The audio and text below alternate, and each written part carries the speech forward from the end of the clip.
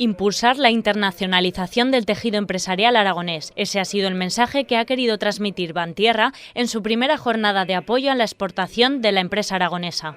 Con el objetivo de salir finalmente de la crisis y comenzar esa ansiada recuperación económica, la entidad financiera ha propuesto una mesa redonda con los principales analistas financieros y expertos en la materia. Desde Bantierra pretendemos con esta jornada explicar a las empresas la importancia que tiene la internacionalización y la salida al exterior de las mismas para poder consolidarse como solventes y poder aguantar momentos de dificultades como los que hemos vivido.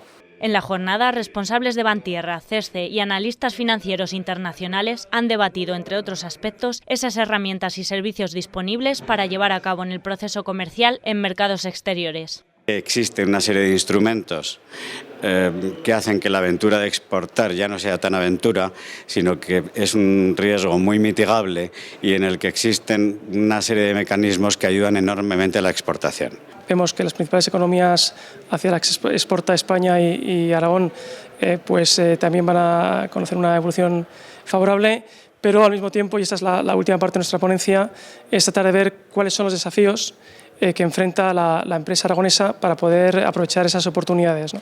La Caja Rural, primera entidad aragonesa de crédito cooperativo, ha destacado las oportunidades y los retos del negocio internacional. Una jornada con la que se espera generar un antes y un después en todas las empresas asistentes.